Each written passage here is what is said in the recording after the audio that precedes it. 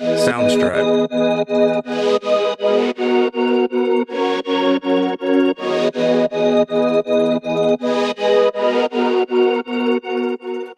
Soundstripe.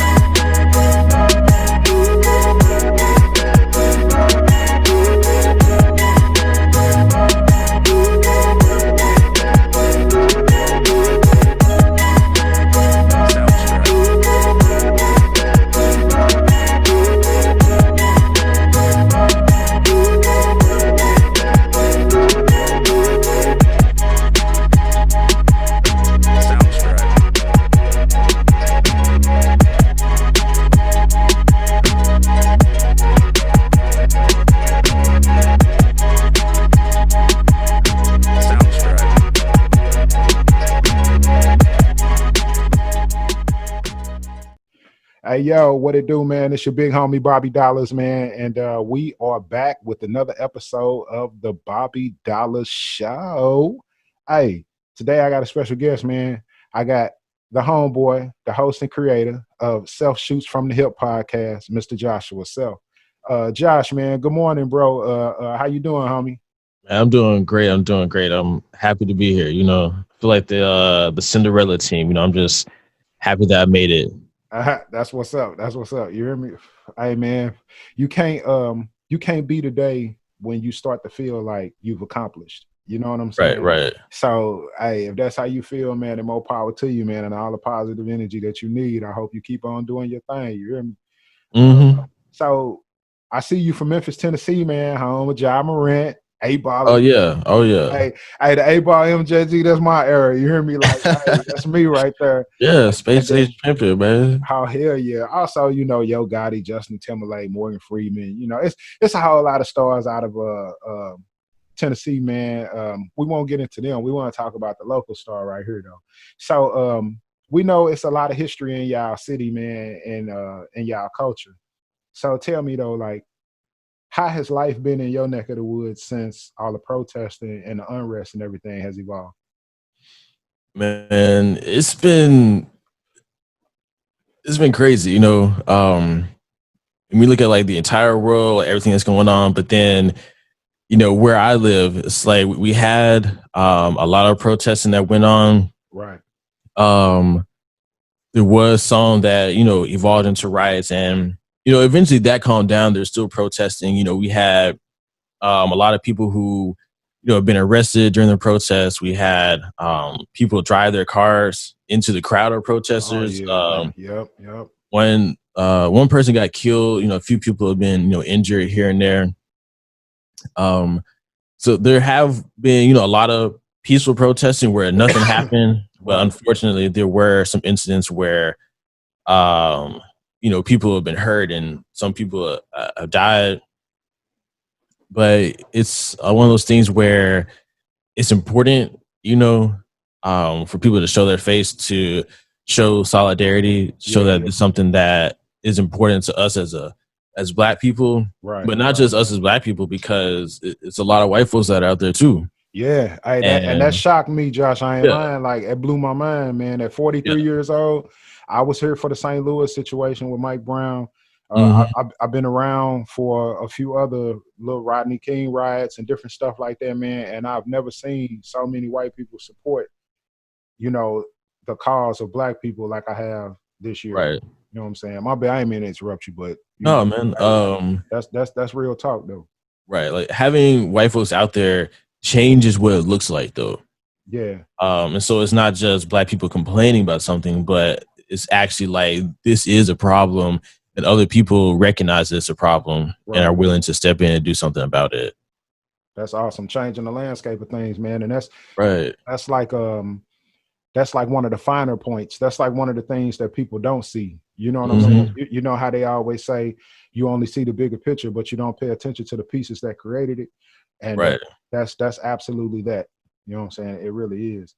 Yeah. So have you been out protesting or have you been involved in any way? Like, and it's not to say you supposed to or nothing like that, because honestly, I haven't. Like I said, I did all of that with the Mike Brown thing, back in 2004. Was it 14 or 2009? I don't remember, man. It was a long time ago. But um. have you been out there though? So I did not. And originally, like I was planning to, but some things came up that I hadn't really considered before in the way that it would impact me. I was married recently, Yeah, yeah, um, and so having that in the background, me putting myself in harm's way potentially, like to go out and protest. Like, there's no guarantee that I can come back home safely. yeah, Like, there's a chance of me getting injured. yeah, There's a chance of me being arrested. There's a yeah. chance of me dying. Big facts.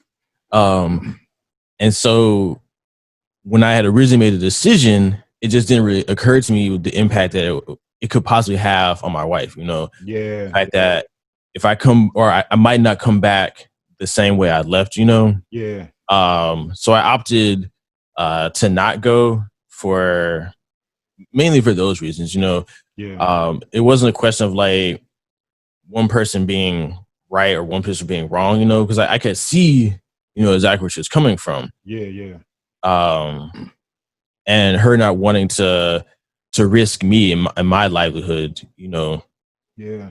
So instead, I invited some people onto my show, people who had been protesting and whatnot. And Right. we discussed that. And I tried to, put some messages that way, even if I didn't necessarily put myself on the front line. Man, if that's your lane, bro, if you use your platform and that's your lane, then that's what's up, man. You stay in your lane. You ain't you like I always say to my godson, and I always say to my family, man, all the time, like every decision that you make don't just affect you, it affects your Right. whole entire immediate circle. That could be Mm-hmm. your kids, your wife, your husband, your family, just whatever, whoever's in your immediate circle that depends on you every day. Every decision that you make affects them.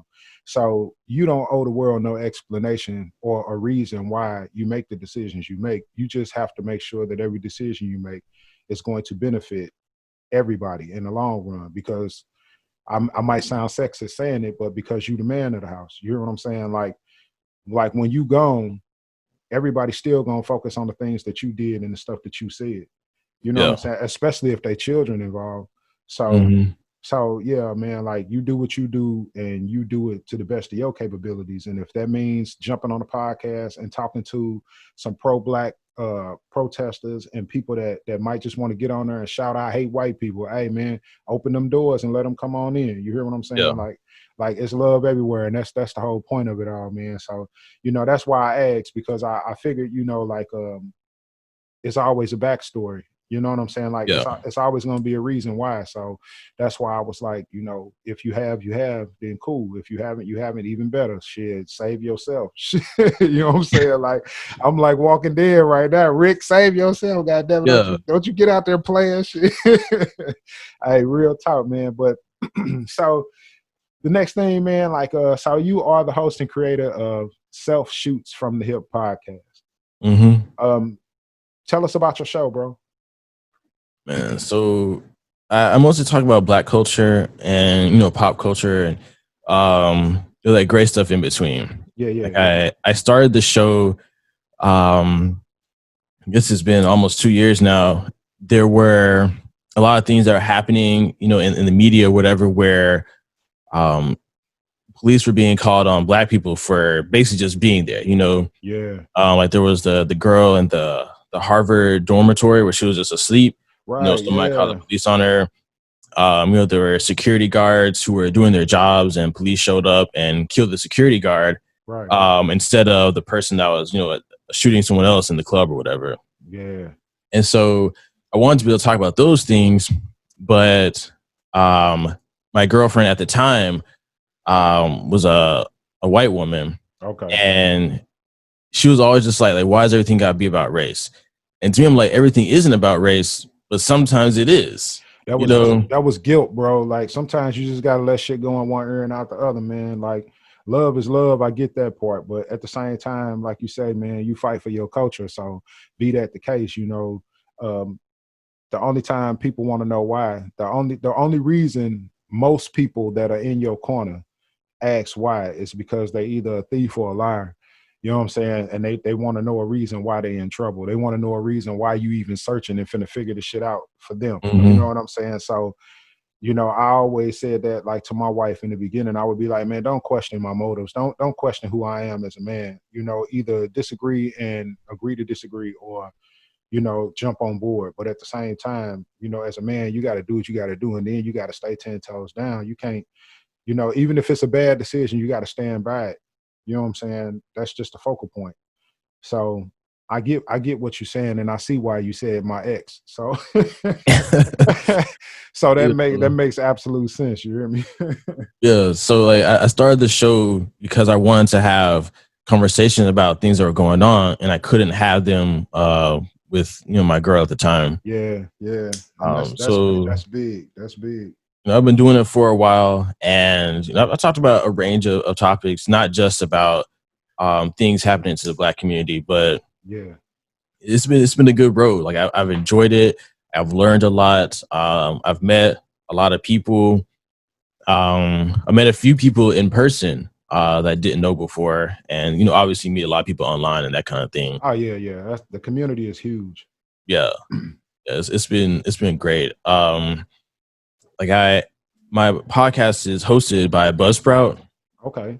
and they actually pay for me to go to Podfest Yeah. in Orlando last year, and it was a informative experience. It was not like anything I expected. I mean, I'd never been to anything like that before. And I met a lot of people that also did podcasts. Like basically everyone there had a podcast. Right. Right. Um, Right. Okay. so you just learn information about equipment and where to store your podcast, and how to get it off the ground, sound and all that stuff. Like it was just a lot of information, and it was an overall good experience. That's what's up. um Orlando's cool. Like I never been there before. Okay. I don't know if I'll go there again, but it was cool. Hey man, I don't never want to go back to Florida because I went to Orange Beach with my wife, man, on a Yeah. vacation, and you just so close to a hurricane all the time, bro. Like it's unsettling for me because I can't swim, so I'm Yeah. never. But I ain't gonna lie, man. I will go to Orlando right now just for that NBA bubble, man. Hmm. They can COVID my nose. They can do all that shit, man. Just let me in the bubble, homie. I'm trying to go watch some games, Right. Right. But that's just me though, man. But hey, I listened to an episode of one of your episodes on your podcast. I listened to the one that really got me, like the one that I liked the most out of the three that I listened to was Fatherhood. Hmm. Hey, that was a very interesting episode to me, man, because I myself have been a father for 22 years now. Yeah. I agree with Matt. It's a huge change, man, and it impacts your life. It really, really impacts your life. You know what I'm saying? And being a dad, man, people have to understand, man, first and foremost, being a parent, there is no instruction manual. There is no degree or measure of parenting that you have to follow and be as good as, you know what I'm saying? Like Right. you're only gonna be as good as your own parents, and you have to aspire to be better than them. And that's how the parenting evolves. But you can't actually sit back and actually think that being a parent, you know what I'm saying, or being a dad, that you're going to experience the stuff that you experience and actually know what you're doing and can figure it out right away. So I loved it. Like that was a good episode for me, man, because I've been going through it and I've been a very nominal part of my son and my daughter's life. I haven't been one of those dads that just stop by on the weekends and all that shit. Like every time they go to sleep and wake up, I'm here. You know what I'm Hmm. saying? So, and it's been like that for 22 years. My daughter will be 19 next month. My son will be 22 next month. So we, you know what I'm saying? We've been doing the full parenting thing, me and my wife. Yeah. Yeah. So are you a father? I am not. Okay. We're working on it, That's what's and that's what's up. That's what's up. I imagine one of these tries will take, but not there yet. I it's it's a long, hard, grueling process, man. It really is. Like it ain't shit you can shake a stick at. I promise you that. Are you talking about like the Like getting pregnant or like having the kid? just the whole shebang, bro. Yeah. From the time you unbuckle your damn belt to the time you're at the hospital, like shit, baby, you know, Yeah, yeah, like yeah, hey, yeah. like the whole shebang. You hear me? It's a long, hard, grueling ride, man, because you always got to make sure that your focus is there. Mm-hmm. As a man, number one, you got to make sure your focus is there. You have to be a man. You got to own up to your own responsibilities. You got to take accountability.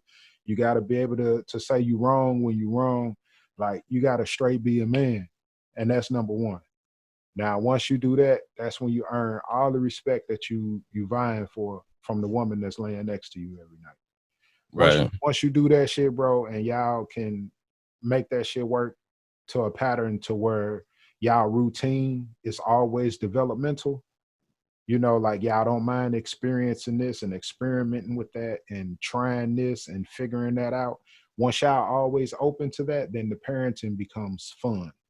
The pregnancy becomes fun. You know what I'm saying? Mm-hmm. Just coming to the crib is fun. But Yeah.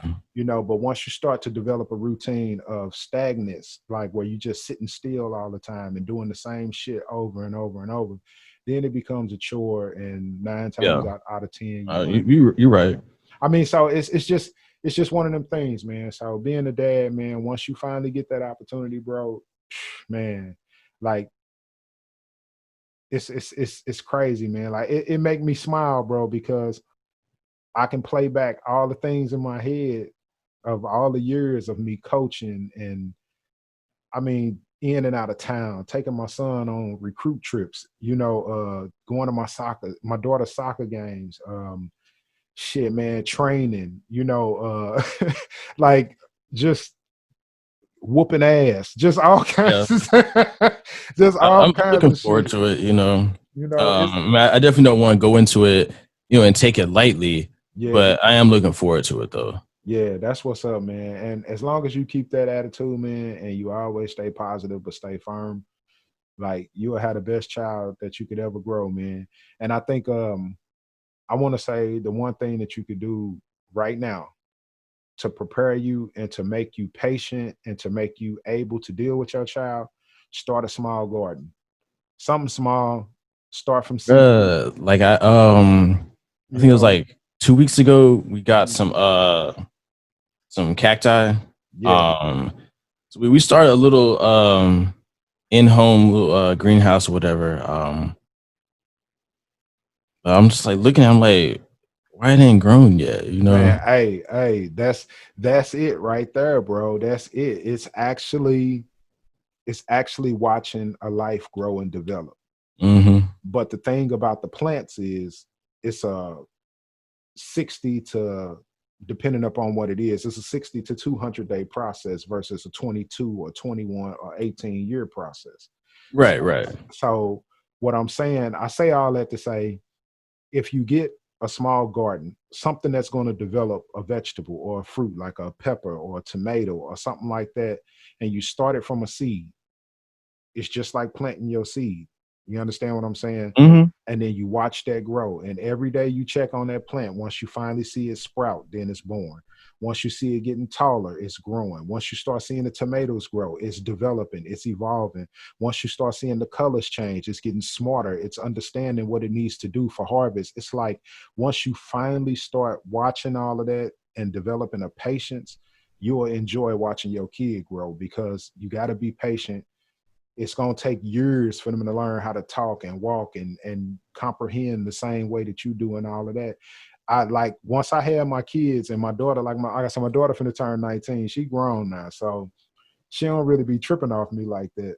So me having my garden and cutting grass and landscaping and all that, man, just watching all that stuff and everything, it puts that parenting back in me because I love watching my fruit grow and Yeah. my tomatoes develop and my peppers and my squash. You know what I'm saying? Like I love seeing all of that, man. So it just really calmed me down and made me hella peaceful. You know what I'm saying? Made me not tranquil, but just hella calm, just real chill. Yeah. You know what I'm saying? Less like, How big is your garden? well, the one I got now, because in the home that I'm at, I'm renting. I'm not buying just yet. So I got a small one. It's a 10 by 10. Hmm. It's a 10 by 10 foot garden, and it's 8 feet tall. And it's closed in with insect screen and chicken wire, so that way can't no rabbits or no squirrels or nothing get through. Yeah. And then I did the same thing to the top. Well, I'm still working on, I'm still finishing it. I keep having to stop because I keep having to get surgery on my hands. So Yeah. so uh That's probably what I think I would want to do is to build it where it has like the screen or whatever, so you can keep bugs and stuff out. yeah. And you can grow in containers. Like on my front porch, I got two giant 20 gallon totes. Hmm. And one of them is full of different peppers and onions and stuff, and the other one is full of tomatoes and potatoes, just a couple carrots, like I just grow stuff because I know we like to eat, but then at the same Yeah. time, this is my blueprint for this is my blueprint for whenever I finally move into my house next year, Hmm. and I get ready to set my garden up. I already know what I need. I already know what I need to do. I already have it all in my head, and I can just run right through it.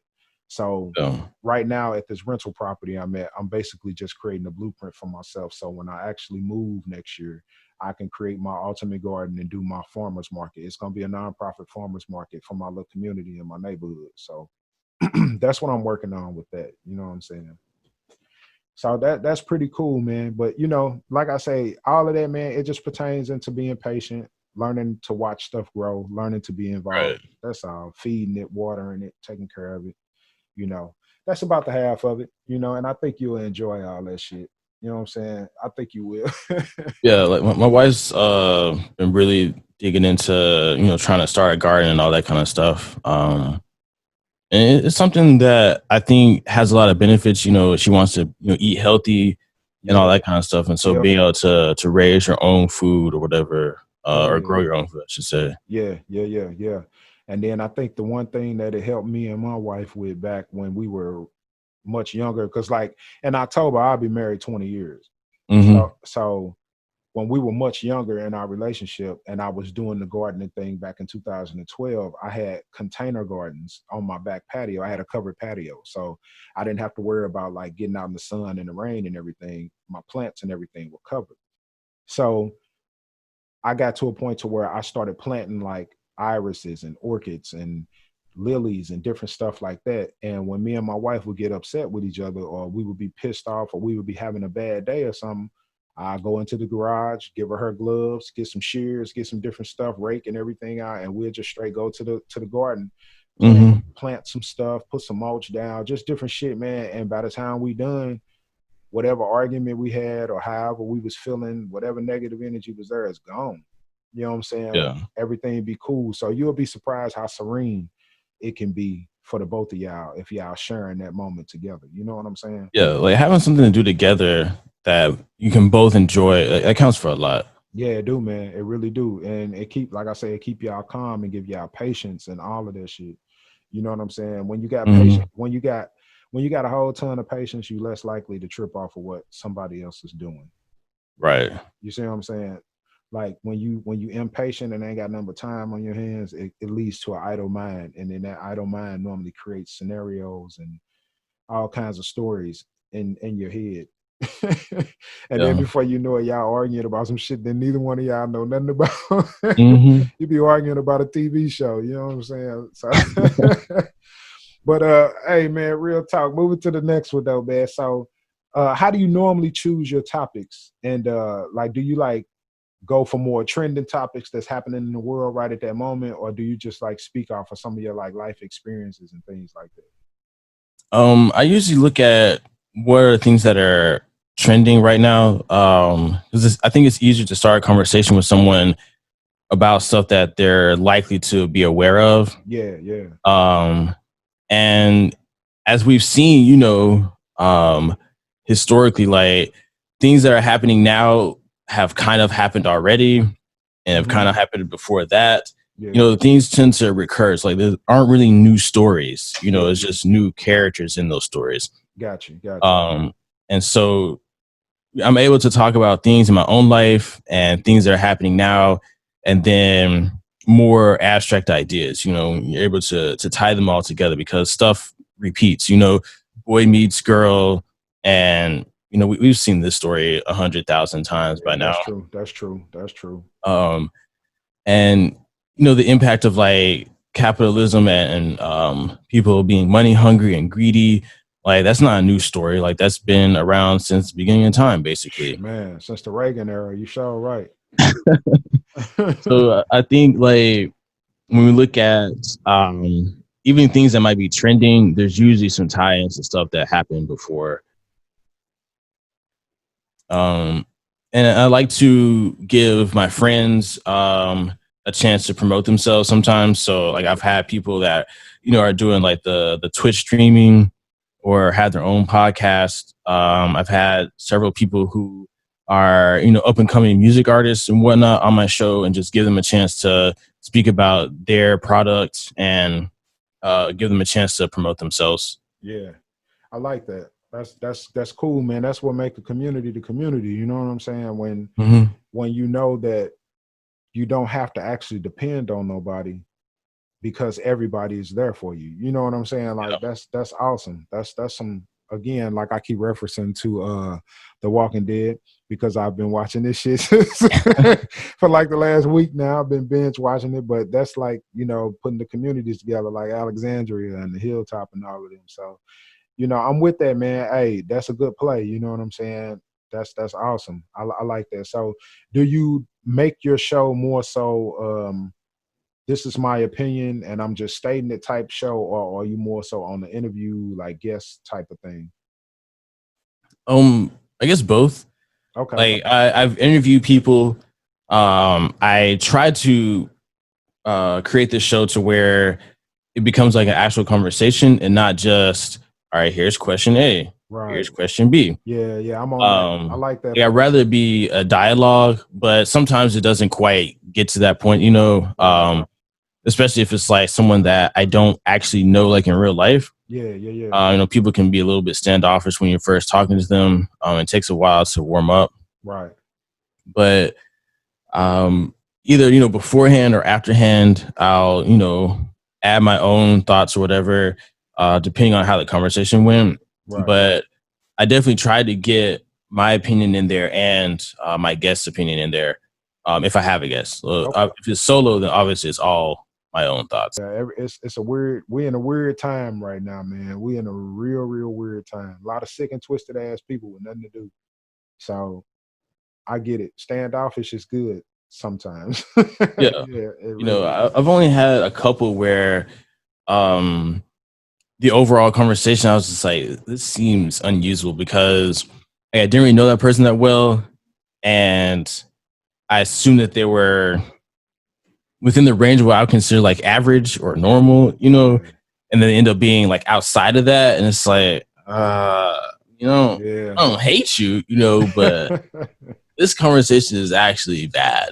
And some people are just not good at talking. And it's not necessarily their fault. Everybody's not good at everything. Yeah.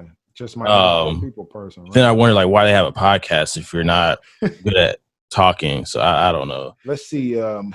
Dig deep, man. Like go far back in your head, bro. Like tell me a real short story on an instance that made you who you are today. Maybe who I am today. It's a lot of them. I mean, we could talk about heartbreak. You'll get your feelings thrown in the dirt. That kind of thing led me to my wife now. But I would say one instance that really stuck out in my mind. It was the first time like I saw it and I felt it. I was in basically middle of nowhere, Tennessee. Okay. I met this girl online or whatever, and I drove out to see her, to do our thing for the weekend or whatever. Yeah. And I'm on the way back home. And so I had to stop at a gas station because it was like a 5-hour drive or something. Wow. And you drove 5 hours for some ass? Holy bruh, cow. Holy cow, Josh. You know, desperate times call for Hey desperate. man, I ain't Uh, mad at you, bro. I didn't say I don't condone it. I just was shocked that, yeah, you know, you do what you gotta do sometimes. That's what it is. That's what it is. So you know, I had to get some gas. Um, so it's like 1 in the afternoon. Yeah. Um, you know, when I looked at my watch, it's like 1:12, and it's broad daylight. Um, I was wearing a lime green polo and some khakis. Okay. Um, at the time, I was about 150 pounds. All right. So, like, I'm very far from intimidating, right? Yeah, yeah, yeah. And as I'm walking into the gas station, there's, you know, several other people, you know, pumping gas and doing whatever they do at gas stations, you know. And this middle-aged white lady and her daughter are walking out the gas station. Okay. And as she sees me, there's this look of fear on her face. Wow. Um, and so she grabbed her daughter and kind of tucked her daughter behind her, you know, to like shield her daughter from me. And I'm looking at her and I'm stunned because like we're in a public place. There are other people here. It's the middle of the day, it's broad daylight, Yeah. and I'm like the least threatening person on the planet, you know. I'm like a lime green polo and I'm like 150 pounds. Like I'm a featherweight, you Yeah. know? Um, and she's terrified. You know, it's like I hadn't really experienced that before. I'm like, why is this woman afraid of me? And I'm just not an intimidating person at all. Right. And it's like I understand that because a lot of white people don't understand black people because they never have interaction with black people. That it's very easy for a white person to feel fear in the presence of a black person. Right. But it was just crazy because I just never had seen it in my own life. You know, like I knew it existed, but I had never seen it with my own two eyes.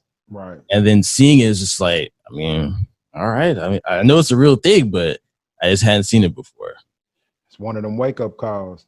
Yeah. Yeah. I mean, like as a black man, we all gonna have them, bro. Mm-hmm. I guess the only plus behind that I can say is at least in that wake up call, you was able to go back home. Right. And Right. so I mean, most of the time, man, when in those kind of instances, bro, like I ain't one of them black racist type. Like I ain't one of them kind of guys that be like white people this, white people that. It's the white man Right. stop me. Like I ain't that type of dude, man. Because I'm gonna be absolutely honest with you. It ain't not a white, black, Mexican, Chinese, purple alien that worked at Target can stop me from doing shit I want to do. You know what I'm saying? Mm-hmm. So I don't trip off of all of that color crap. And plus, not only that, I own a business and I'm in the process of owning something as big as a clothing brand. So I can't be that judgmental to where I have to look at a person's skin color and divide myself out of the I equation. agree. Like it's just a business thing. But at the same time, I definitely understand, man, because I've had my wake up call and it presses a lot of buttons, bro. Like Mm-hmm. it forces you to open up parts of you that you didn't even know was there. You know what I'm Right. saying? Like you can be one of the calmest, most chill people. Like you can hang with white people every day. You could have grew up in a white neighborhood. Everybody know your name. You laugh, eat dinner at a couple white people houses. You know what I'm saying? And then you never trip off of it. You was biased to it your whole childhood and teenage years. And when you become a young adult, you 22, 23 years old and you go somewhere else and it happened. It's like, damn, you know what I'm saying? Like, it's like somebody dropped a brick on your foot. I had that feeling, man, that inner beast that want to choke every damn body I see walk past me today, and it didn't get me nowhere. It just made me an angry ass dude. That's all it did. You know what Yeah. I'm saying? So you did the right thing by, just living your life, man. And you just gotta let life happen, man. Like it ain't nothing you can do about it. Like you can't get pissed off over shit you can't control, you know? Yeah. It was just an interesting experience for me. And you know, talking to black men, it's like we all had a similar experience, Yep. And I think that's the part that's so upsetting. It's like, damn, like we all been through this type of shit. Yeah. Somewhere, sometime we all had a similar experience. Yeah. And it just at one point, like I knew that racism existed and I knew that there were people that were racist out there, but because it never happened to me, it was like it didn't feel as real. But then when it happens to you, it's like damn, like I'm not even doing anything. Yeah. For the longest there was this rhetoric that if you dress a certain way, then you're perceived as a threat. Yeah. Like if you're, wearing baggy clothes or your pants are sagging or something like that, then now it's like you're dressed like a thug in quotation marks. Yeah. Um, and so when it happened to me and I'm like not dressed like that at all, it's like, well, I don't get it. And when I talk, like I don't talk like someone that's uneducated or whatever. Yeah. And so when you take those types of things, and it's like it ultimately doesn't even matter what I talk like, it doesn't matter what I dress like or anything like that. I'm just going to be seen as a black man walking down the street. Yep. The first time I had a police officer pull up on me and say that I fit the description, of a suspect of a robbery. Yeah. And at that time I was like 130 pounds. I'm like, I fit the description? Like, Yeah. how? I'm an itty bitty guy, it was my senior year of high school. I graduated high school like 135 pounds. Like I've always been like a smaller guy, right? Yeah. And I was in Atlanta. My parents went to a museum and I didn't really want to go to the museum. And so they're like, fine, you can just like walk the block, whatever, right? Right. And I was like, okay, cool. And not even like 5 minutes as I was walking, the police pulled up and it's like, like, where you from? Like, you fit the description of this guy over here, whatever. Like, what are you doing here? All this kind of stuff. And I'd never had that experience happen to me before. And it was like, I'd heard of this kind of thing, but I just never feel like it would happen to me. Yeah. I was in Nashville once, went to a store, and basically the employees refused to assist me. I was with my friend, and like when I walked in, there was a white lady at the back who was basically looking like a deer caught in headlights, and you could just tell that she was terrified. Yeah. I'm like, it's a mall, like this is a public place, Yeah. and she's not the only employee in there. And it's like, how is this person so afraid of me? I told my friend I was gonna fuck with her. Yeah. And so basically I asked her, I was like, can you help me with the ties, but she didn't move. Like she was like stuck in place. She was that scared that she couldn't move. Right. And so there's another male employee in there and another female employee in there. And so the other female employee gave us assistance even though I really didn't need it. Yeah. But it was one of those things that just sticks with you. And it's like, I can't believe that this woman is terrified in a public place. Yeah. As a man, I often had to be, cognizant of where I am in relation to other women. Yeah. So if I'm, say, walking down the street and it's just me and another woman and it's like nighttime, I try to hang back because I can understand how that could be her very uncomfortable, Yeah. if you're just like walking down the street and it's dark, whatever, yeah, she might feel uncomfortable, whether she's white or black, Right. it's just, it's a man like walking up behind me or something and it's dark outside. Things like that. We just try to not make women uncomfortable by your presence. But these were situations where it's, daytime, it's public places and everything, and they're still afraid. And it's just very clear that it's because I'm a black man. Yeah. And nothing more. Absolutely, man. It's crazy, man. Like I was taught years and years ago by my people that a lot of those people that do that kind of stuff are trained to do that. That shit comes from within the home. Like 100%. like they're trained to do that. Like that shit done happened to me before, bro. Like I'll be walking into Schnucks or Walmart or some shit like that. And a white lady, she could be my age, middle age, she could be young, she could be old, whatever. She grab a purse and hold her arms real tight and just stand there Hmm. and just stand there, don't move, looking like she's shaking and shit. And then what it is it's an intimidation factor.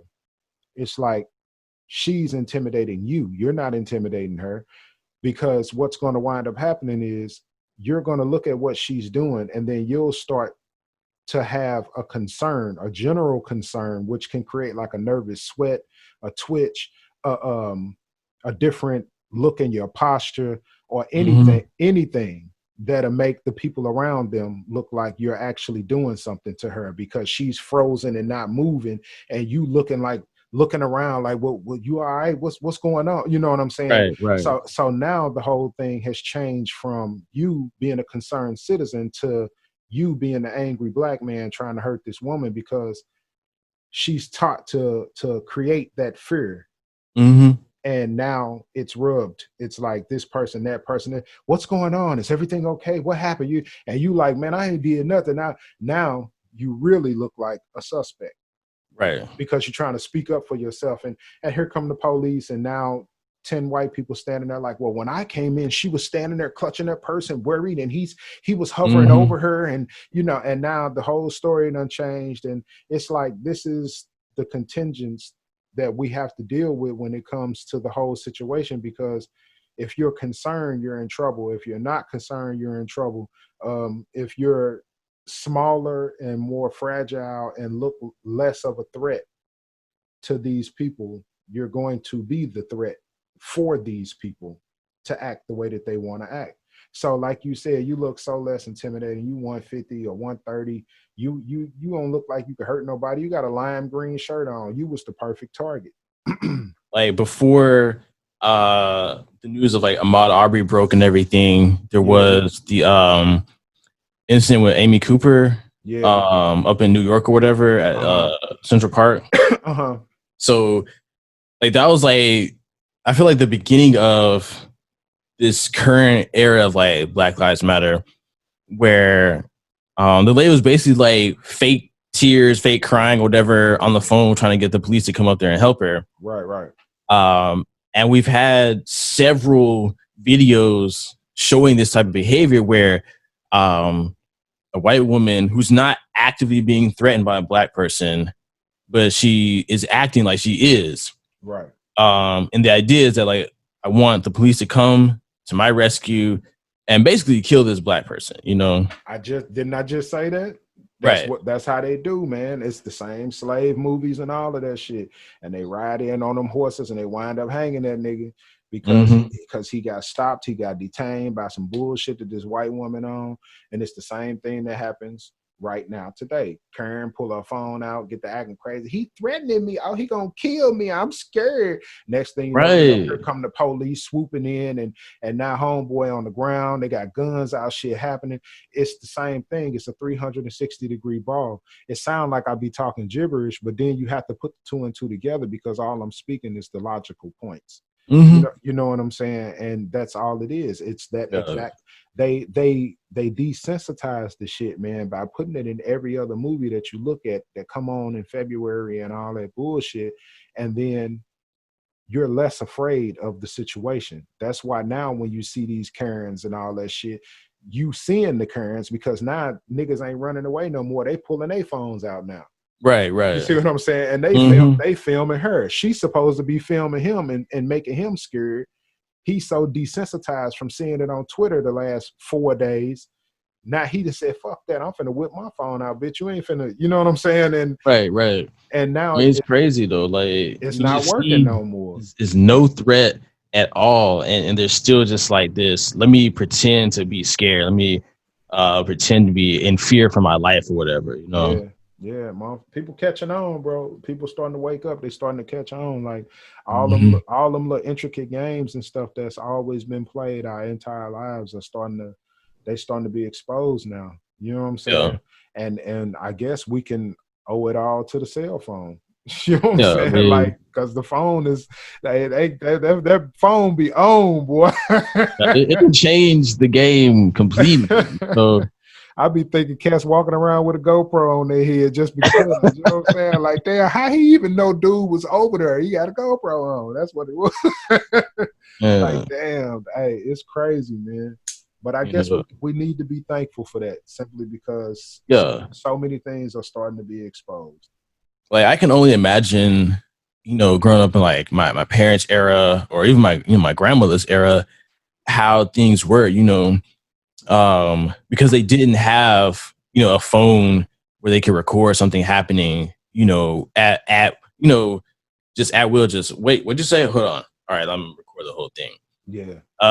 Like they just didn't have that. Like, that's why Rodney King was such a big deal because black people knew that police brutality was a thing, but it never been captured on film before. Right. And so seeing it on film happen is just like, bro, like this is fucked up. Yeah. Um, and the rest of the world can see how fucked up it is. Hey, but you know what's crazy though? I don't mean to cut you off, Josh, but you know what's crazy, man? Every time I really don't want to say this. Every time America unveils something, America tries to desensitize America from itself. Mm-hmm. So the situation isn't that bad. So now it's like after the Rodney King thing, just like you said, and people started actually noticing, like you said, they started coming out with TV shows like Cops and Live PD and all of this shit. So that way you can watch it on TV and root for the police. And then when the shit is happening in the neighborhoods and all of that kind of stuff, you like, I wonder what this motherfucker did to get shot. Because Mm-hmm. on Live PD, they always be, you know what I'm saying? Like we so focused on media and TV and telephones and all that type of shit that they can sneak anything in on our ass and we'll believe it within a split second because it done got 15,000 likes on Twitter in the last hour.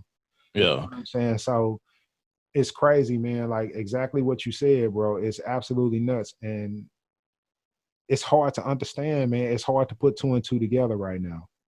Yeah. You know what I'm They saying? tend to be very, very selective over what they show on Cops and Live PD. So it is live, but it's not really live. Like they um depending on the outcome of the interaction between the police and the suspects or whatever, they'll decide to air it or not. They switch gears, bro. Like I don't know if this will make sense to you. Like I don't know, man. Like I talk a lot of shit, Josh.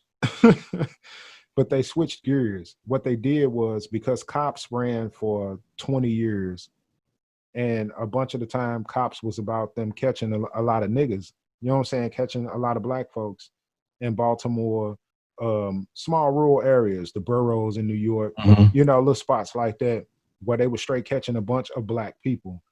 It got so overwhelming that they had to create something like Live PD and cut cops off because 80% of your quote unquote arrests have been African Americans, Latinos, and brown people. So they had to do Live PD, and Live PD now is in the redneck areas, as the white people call it. And you see a lot of white folks on meth and on drugs and all that because they're trying to balance out this equation. But Mm-hmm. but the sneak diss, the diss track, the sneak diss is that they moved all those niggas to first 48. So Right. so now all Tulsa and Dallas and all these people, they got these fools snitching on each other now and done upgraded. They done leveled up. The police ain't it's like they slapped us in the face. It's like they said, since y'all complain so much about us locking up black people on TV, we gonna show y'all how to make black people snitch on each other on TV and make y'all hate each other and feel like we less reliable and less loyal because you seeing actual homeboys snitch on each other and girlfriends snitch on boyfriends and you know what I'm saying? Like Right. Right. they showing hood politics where homeboys is killing homeboys and they got it all so intertwined that now it's just like a desensitizing thing, man. I keep saying that, and maybe I'm wrong. I don't know, but they sneak dissed us, bro. They took the niggas off of cops and shut cops down, made live PD and talked about the white people that they don't care about, that they call trash and rednecks and all that type of shit. And then put niggas on a whole nother network and then put us on a whole nother level. You know what I'm That's the saying? crazy part. Like white people are quick to disassociate themselves from what they call, white trash, whatever. Just Right, like right. them folks don't represent us. You know, whereas like a black person, you basically got to represent all black people everywhere you go. Yeah, yeah. And the funny thing is everybody ain't black. You know what I'm saying? Like Jamaicans consider themselves to be Jamaican. Haitians from Haiti consider themselves to be Haitians. You know what I'm saying? Brazilians consider themselves to be from Brazil. It don't be like all of them are just African American. You know what I'm saying? It's not like that. Like Right, even right. like even here in America, if you want color, they consider you to be African American. It's like on any applications they say, are you black or Hispanic? Them the only two they trip off of. They don't say Mhm. They don't say Brazilian, African, Haitian, Puerto Rican, Philippine. They don't say none of that shit. They say, are you Caucasian? Are you Latin slash black? You know what I'm saying? Like they could put African American, not Hispanic, and then they put, Yeah, you know what I'm saying? Then they put Latin or Hispanic, not African American. So it's that's a like, whole conversation right there, though. Like the man, fact that you can be Latin but be black, or be Latin but be white. it's crazy, bro. And it's like they pick and choose how they want to play the game. So, Hmm. so I don't know. Again, like I say, a lot of this shit been going on for so long, man. A lot of people waking up now. The cell phone era. A lot of people are exposing shit. Some of them exposing shit by accident. You know what Yeah, I'm saying? And it's changing the game. The whole landscape is changing, like we said. You know what I'm saying? It's a whole different thing now. So either they're gonna get ready and evolve along with the way times are going, or they're gonna start knocking people out, straight genocide, because they don't want to change what they created. That's probably where Corona came from. But we ain't finna talk about all that shit. But anyway, hey, because genocide is a motherfucker, and they've been talking about genocide in America for a long, long time, bro. yeah. I mean, there's Long, things long going time. on that um really make me wonder, because like we don't have evidence exactly of what's happening, but seeing stuff like in Portland where like people are just getting kidnapped, Yeah, yeah, yeah. um, like that shit's crazy. Like the black men that have supposedly committed suicide by hanging themselves, like in Man, public. Like man. I don't believe that shit. I don't either, bro. Like, ain't nothing that bad right now where, like, it's too many guns floating around. It's too many perks and fucking lean and all this kind of shit that young black people can use to overdose on to kill themselves. You Hmm. know, it's all kinds of shit, man. Like, God rest his soul. I had a homeboy named Mickey, man. He was gay. You know what I'm saying? I always say I would never hide his truth, but he was a homeboy, man. He was like, actually, he became my homeboy because he was my supervisor at a job, and he killed himself on Facebook Live. You know what I'm saying? And he didn't hang himself. He ain't stab himself. No, he took some liquid morphine. I don't even know how the hell he got that shit, but he drunk it on Facebook Live and laid there and died. So it's like, why would somebody climb up a tree and kill themselves? And they got so many other avenues right now Yeah, in our the fact that it society. happened, like if it happened once, I probably would be like, all right, whatever. But then it happened again, and then again, and then again, Yeah, and yeah, yeah. again, and then On some, again. It's like, hold up now. it's I serious. don't believe all these folks can commit suicide like this. I don't believe Right, right. I don't either, bro. And it's kind of I don't know. It's disappointing. I'll just say it like that, man. it. Hmm. It's disappointing, man, because it's just like we focus on so many different distractions, man, that they still get away with. It's like if you steal an apple and think you walked away, but when you get to where you at and get through eating that apple, you realize your wallet gone. So it's Hmm. so it's like we fighting for George Floyd. We got the whole world protesting in all countries. Everybody's divided. All kinds of shit is going on, but yet certain people, and we don't know why, or coming up missing and getting snatched off the streets. People are getting hung in trees. Different, like it's like there's a motive that we missing, and or not a motive. It's more like it's something happening that we're not focusing on because Yeah, I we're feel tripping like off other shit. You some know what I'm folks can saying? feel like it's open season for niggas. Like, and it basically, you can tell like this person probably got caught alone. You know what I'm saying? Yeah, Like yeah. where they didn't have no type of help available to them. Right. Um, and some folks did them in. Yeah. I mean, that's always possible, man. I believe in the men in black. I believe in all of that shit, man, because I don't feel like there's an actual individual sitting down creating movies with no experience.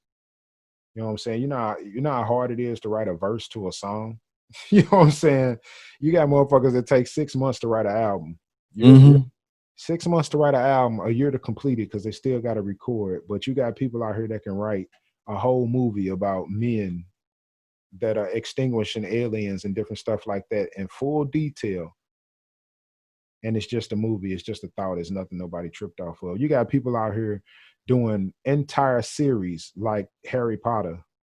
You understand what I'm saying? Creating whole countries and names and boundaries and all kinds of shit and making the series up to 11 and 12 different books. But it's just a thought in her head. You know, she just let the thought evolve. Man, come on, man. I don't believe that bullshit. There ain't no such thing as consequences, man. Like people know shit that we don't know. You know I what I'm mean, I think saying? people do know stuff that we don't know, but I also think it's usually not hard to create those kind of a story. Like it takes time, but the idea is that you're not making something that doesn't exist, so to speak.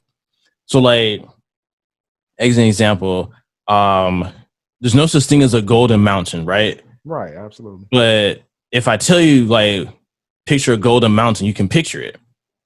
And that's all what most of these stories are, is like you're taking things that already exist and you're kind of changing a few attributes or whatever. You're swapping some stuff here and there. And now you have something that looks totally different. Okay, I mean, I get that part, but what I'm saying is what brings that thought about? What brings that go? What have you seen in your life? What have you been told? What experience have you had that even brought that golden mountain into your mindset? That's what I'm saying. Like mine goes a little bit deeper than just thinking of a magical place to go ride a roller coaster. Mm-hmm. I'm saying like if a person creates a theme park, what gave him that inspiration to create those rides? What gave him that inspiration to say, I want this entire neighborhood? I got to buy the whole block in order for this to work. Like I want the intricate details. I want to know what made you come to these decisions because everybody don't think like that. You know what I'm saying? Like Right. everybody don't trip off of that type of shit. I mean, I think you would probably have to ask them. Like, I think some people are more creative than others, Yeah, yeah. I get that. I get for that. whatever reason, you know. Yeah, yeah. And I think people base their stuff on like experiences that they've had. Like, there's no such thing as an original thought. Like, every thought that you have is somewhat derived from something else that you've already And experienced, you know. I absolutely 198% agree with that. So sometimes it just depends on like where that person has been, you know, what kind of things they've been exposed to where they got, you know, the ideas from originally. But it is something I think that's worth exploring, you know, talking to people who have created like this huge body of work, you know, like where did you get your inspiration from? Like where did you get Yeah. these ideas from in the first place? Right, right. And I agree. I agree with what you're saying. I really do. So I guess the way that I would put it would be like 6 or 7 people could say to you, oh man, Joshua, man, I love your podcast, bro. That mug is nice. Hey, and that topic on this, oh yeah, that was cold, man. This, that, and the other. And I like this, I like that. And you will take those compliments, but in the back of your mind, you saying to yourself, you don't know what I went through to get that guest to finally appear and this, that, and the other. Or Mm-hmm. man, you don't know how long it took me to sit down and write that damn show because that topic was crazy. And then it kept changing every day. Like it's like they happy with what you did, but they don't understand the grind because Right. It's a lot that goes on because your in the thought background, process you know. exactly like Yeah. nobody like your thought process goes beyond just the show. And Right. that's what I'm getting at when I say Walt Disney had an idea to create a movie. Mm-hmm. but what gave him that idea? And like you just said a few seconds ago, it could be from an experience or whatever. Like maybe Walt Disney was sitting in a shopping cart back in the 1945, and the shopping carts was new. It was something that they never had before, and when he was going down the shopping cart, somehow, some way it got loose and it went too fast and he couldn't control it, but the wind hit him and he loved it. That would be Yeah. his story. And he said, I had to figure out a way that everybody could experience that. And this is how I created my first roller coaster. So yeah, it's a backstory. You know what I'm saying? So Mm-hmm. that's what I was getting at when I was saying, you know, those creativities, those thoughts, those movies and all that, where did those thoughts come from? It's interesting. I mean, most stuff, like if you've seen like one type of movie, you've kind of seen all of them, because usually they have like the same base principle, like zombies, for instance, whatever, right? Right. Like everyone has zombies that work kind of the same way. They were dead, now they're kind of dead. You know, Reanimate. they're usually hard to kill. You have like a headshot or something like that to kill them. Yeah. And so basically, no one's like, let me redefine what a zombie means. Like people pretty much just take the same idea and run with it, you know, and they just change the story a little bit, change the characters a little Yeah, bit. I agree with that. But it's similar to real life though. Like there's things that we're seeing now, both in, you know, in our personal lives and when we look at the world in general. Like most of the stuff's not new. It just looks different. You know, you just have cameras to record it, but Right. this shit's not new. Like this shit been happening. Do you think that it's an actual possibility that we could experience something like the the zombie type apocalypse and everything? I think at some point it will be an apocalypse. I don't know if it'll be zombies per se. Uh-huh. But when you look at how people have reacted to this particular virus, and how hard it was to contain it in places like America Yeah. versus somewhere like Europe or whatever, where they pretty much were like everybody's on lockdown. Right. If there were to be a virus that was more contagious, it's like this particular virus, if you're not in proximity of that person, Mhm. you're not going to get it. Like if you're not touching that person, or like that person not breathing on you, you're not going to get it from them.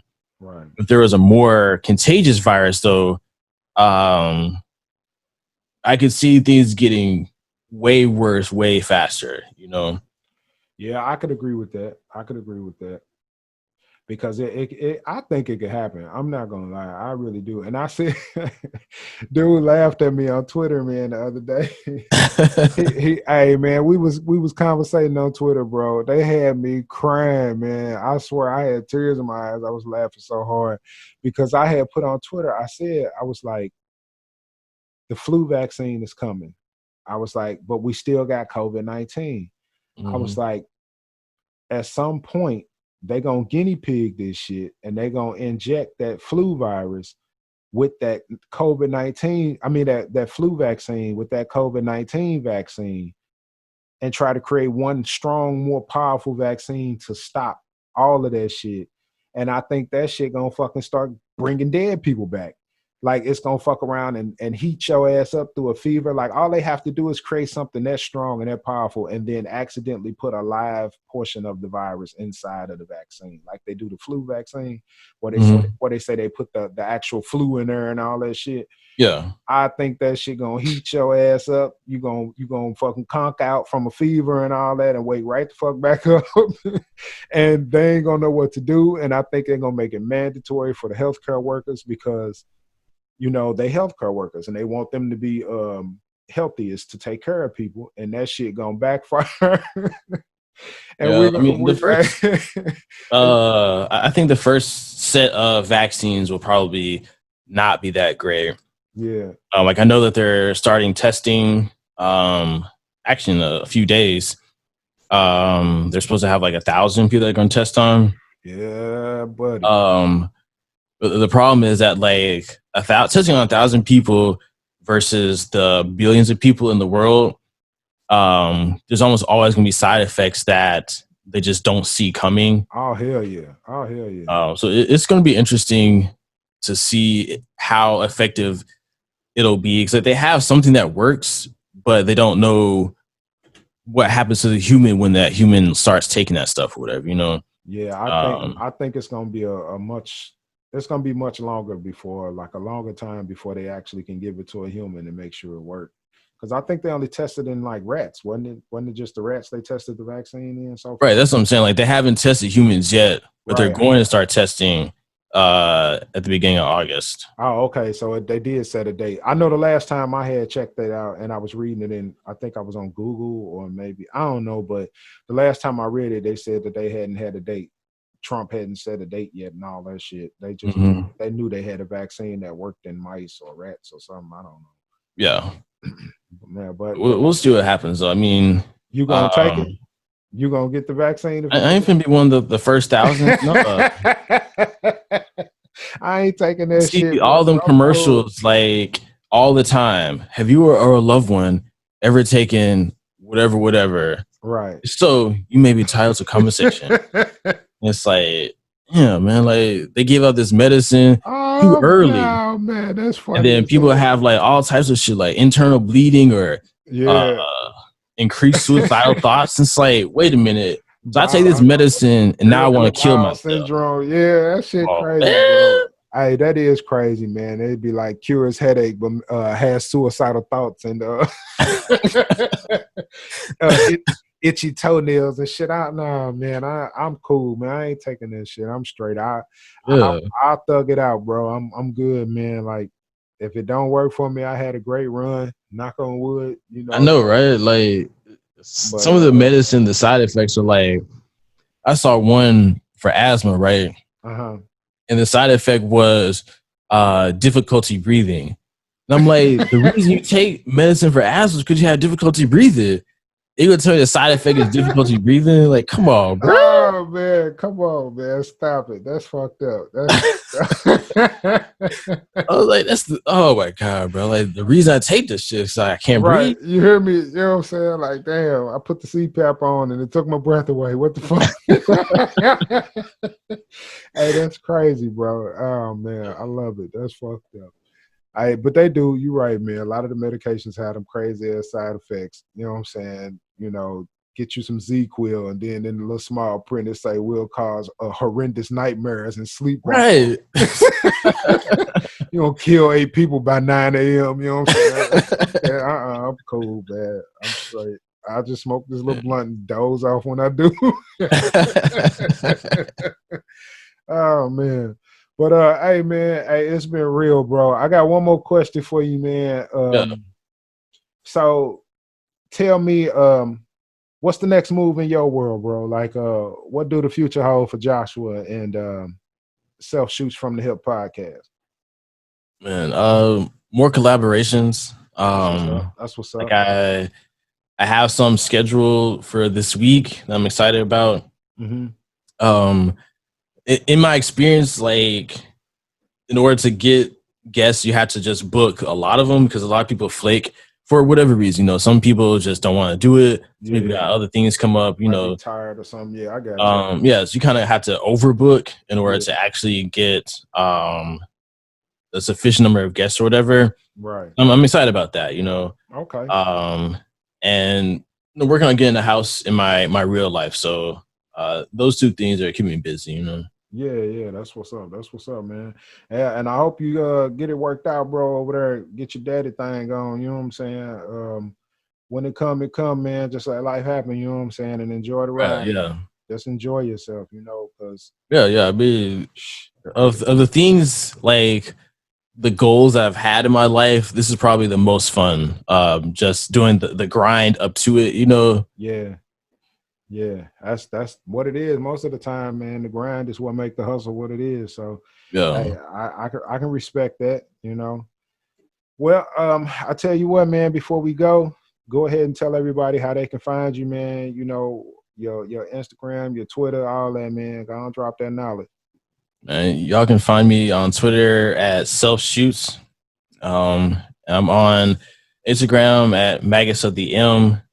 My podcast is Self Shoots from the Hip, which you can find on Spotify, iTunes, Stitcher, and wherever you find your podcasts. That's what's up. That's what's up, man. Hey, you've been a great guest, man. I appreciate your time today. Hey, peace and love to you and your family, bro.